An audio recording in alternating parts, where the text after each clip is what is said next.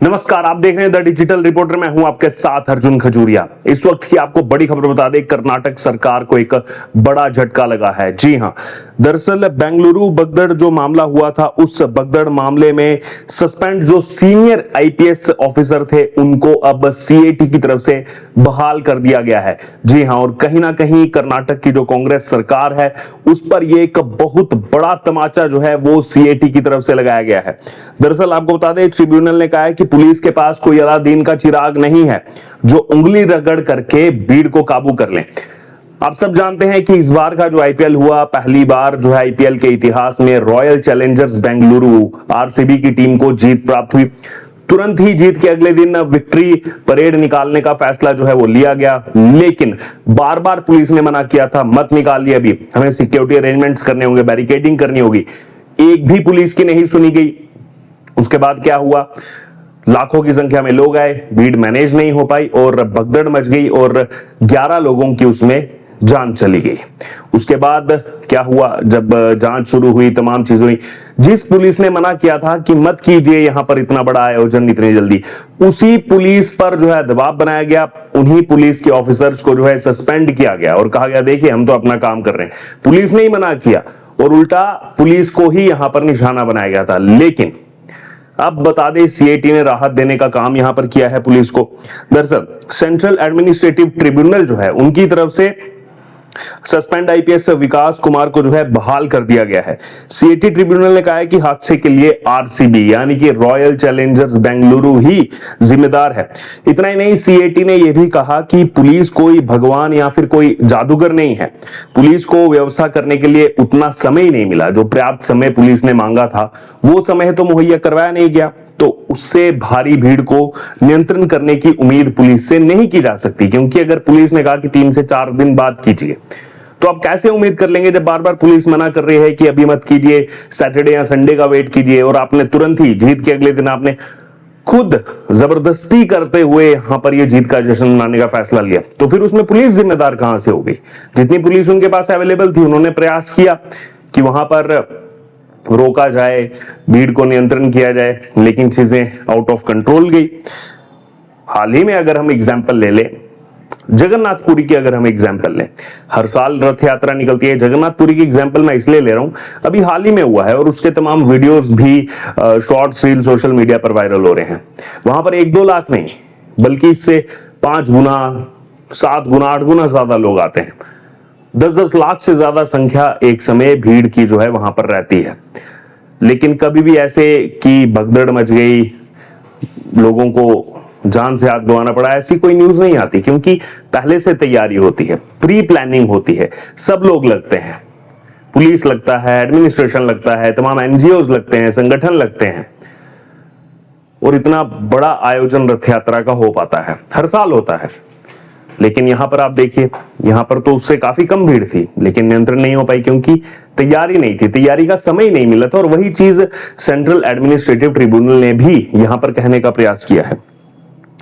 दरअसल आरसीबी ने victory parade से पहले पुलिस परमिशन नहीं ली थी, ये तो सभी जानते हैं। वहीं यह भी कहा गया कि सीएटी की तरफ से कहा गया कि आरसीबी ने विक्ट्री परेड से पहले पुलिस से परमिशन नहीं ली। अचानक सोशल मीडिया प्लेटफॉर्म पर जानकारी पोस्ट की गई, जिसके चलते भीड़ इकट्ठा हो गई।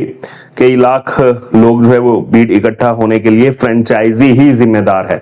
तो यहां पर अब ट्रिब्यूनल ने तो ये तय कर दिया है कि फ्रेंचाइजी ही जिम्मेदार है, आरसीबी ही यहां पर ये जो इतनी बड़ी दुर्घटना हुई, जो भगदड़ मची, 11 लोगों को जान गंवानी पड़ी, इसके लिए आरसीबी ही जिम्मेदार है। वहीं आईपीएल ट्रॉफी जीतने के बाद आरसीबी ने 4 जून को विक्ट्री परेड निकाली थी, ये सब जानते ही हैं। 11 लोगों की जान चली गई थी, 75 लोग जो है घायल हो गए थे। आईपीएस अधिकारी विकास कुमार को सस्पेंड किया गया था। इतना ही नहीं, सीएटी ने और भी चीजें इसमें कही हैं। सीएटी ने पुलिस के लिए कहा है, सीएटी ने कहा है कि जो पुलिसकर्मी है, पुलिसकर्मी भी इंसान होते हैं, वे ना तो भगवान है, ना ही जादूगर हैं, ना ही उनके पास कोई अलादीन के चिराग जैसी कोई जादुई शक्ति है जिससे केवल उंगली रगड़ने पर ही जो है इच्छा पूरी हो जाए। तो एकदम सही कहा है यहां पर सीएटी ने कि जो पुलिसकर्मी है वो भी तो एक इंसान है, मैन मैनेजमेंट है, उनको भी तो समय लगेगा। लेकिन यहां पर आप देखिए किस प्रकार से जो चीजें, पुलिस ने इसी एग्जाम्पल दिया कि कोई अलादीन का चिराग नहीं है इनके पास, कि उंगलियां रगड़ी और जादुई शक्ति इनके पास आ गई, ऐसा कुछ नहीं है। तो हमें भी इन चीजों का ध्यान देना होगा। ट्रिब्यूनल ने आगे ये भी कहा कि निलंबन जो है वो पुख्ता सबूतों पर आधारित ही नहीं है, यानी कि जो निलंबन किया गया, जो सस्पेंशन हुआ आईपीएस अधिकारी का, उसमें कोई पुख्ता सबूत ही नहीं थे। वो तो लोगों को दिखाने के लिए हो गया कि देखिए हमने तो पुलिस अधिकारी को सस्पेंड कर दिया, जबकि उनकी तो कोई गलती नहीं थी। यही तो ट्रिब्यूनल कह रहा है। आगे ट्रिब्यूनल ने कहा कि पुलिस अधिकारियों को बिना किसी पर्याप्त सबूत या आधार के सस्पेंड कर दिया गया है। ये आदेश निरस्त किया जाता है। निरस्त यानी कि उस आदेश को कैंसिल कर दिया जाता है जो पुलिस को सस्पेंड करने का आदेश था, यानी कि इसके बाद बहाली होती है और वो सस्पेंशन जो है हट जाता है। दरअसल आरसीबी के बारे में क्या कहा था राज्य सरकार ने, क्या कहा था? कर्नाटक की जो कांग्रेस सरकार है, राज्य सरकार ने कहा था कि आरसीबी ने विक्ट्री परेड की सूचना दी थी। सरकार ने बेंगलुरु भगदड़ केस जो हुआ, इसमें अखिल भारतीय सेवा, अनुशासन और अपील नियम 1969 के तहत 3 आईपीएस अधिकारियों को निलंबित कर दिया था। एसीपी और पीआई के खिलाफ कर्नाटक राज्य पुलिस नियम 1965 के तहत कार्रवाई की थी। और राज्य सरकार ने अपने आदेश में यह कहा था कि आरसीबी के सीईओ ने 3 जून को बेंगलुरु शहर के पुलिस आयुक्त को बताया था कि वह 4 जून को विक्ट्री परेड और समारोह करेंगे। पुलिस आयुक्त का कार्यालय आयोजकों को जवाब नहीं दे सका। इतने बड़े आयोजन की तैयारी के लिए समय ही कम बताकर विक्ट्री परेड की मंजूरी नहीं दी थी। तो ये तो खुद राज्य सरकार ही मान रही है। तो जब आप खुद यहां पर ये चीजें मान रहे हो कि विक्ट्री परेड की मंजूरी नहीं दी गई थी, तो फिर उसके बाद कैसे विक्ट्री परेड को होने दिया गया? और वही अब सेंट्रल एडमिनिस्ट्रेटिव ट्रिब्यूनल ने कहा है कि इसमें पुलिस अधिकारियों की कोई गलती नहीं है। पुलिस जब मना कर रही है बार बार कि इतना बड़ा आयोजन आप इतनी जल्दी मत कीजिए, विक्ट्री परेड मत निकालिए, लेकिन जबरदस्ती निकाली गई, 11 लोगों की उसमें जान चली गई जो भगदड़ मची।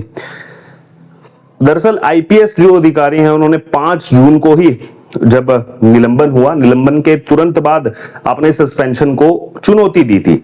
विकास ने सरकार के 5 जून के निलंबन आदेश को ट्रिब्यूनल में चुनौती दी थी, जिसमें बेंगलुरु पुलिस आयुक्त बी दयानंद और डीसीपी शेखर एच टेकनावर का भी नाम जो है इसमें शामिल था। और राज्य के गृह मंत्री जी परमेश्वर ने कहा कि वह आदेश की समीक्षा करेंगे और आगे की कानूनी कार्रवाई के संबंध में मुख्यमंत्री से परामर्श लेंगे। दरअसल सीएटी क्या है, ये बार बार आप सोच रहे होंगे सीएटी की मैं बात कर रहा हूं, सेंट्रल एडमिनिस्ट्रेटिव ट्रिब्यूनल। जो अदालतों का बोझ है, दरअसल वो कोर्ट का बोझ कम करने के लिए सीएटी को बनाया गया है। भारत सरकार के जो कर्मचारी रहते हैं, जैसे आईपीएस आईएएस जो अधिकारी रहते हैं, भारत सरकार के अधीन आते हैं।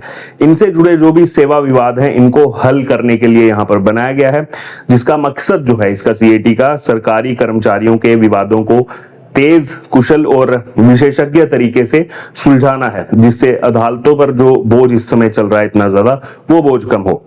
ट्रिब्यूनल की अगर बात करें तो देश भर में जो बड़े बड़े मुख्य शहर हैं, दिल्ली, मुंबई, चेन्नई, कोलकाता, बेंगलुरु समेत कई शहरों में इसके बेंच है। सीएटी के निर्णयों के खिलाफ अपील जो है वो सीधे हाई कोर्ट में की जा सकती है। अब यहाँ पर सीएटी ने कह दिया है, कांग्रेस जो सरकार है कर्नाटक की, उस पर कहीं ना कहीं बहुत बड़ा तमाचा जो है वो लगाया गया है और राहत दी गई है आईपीएस अधिकारी को।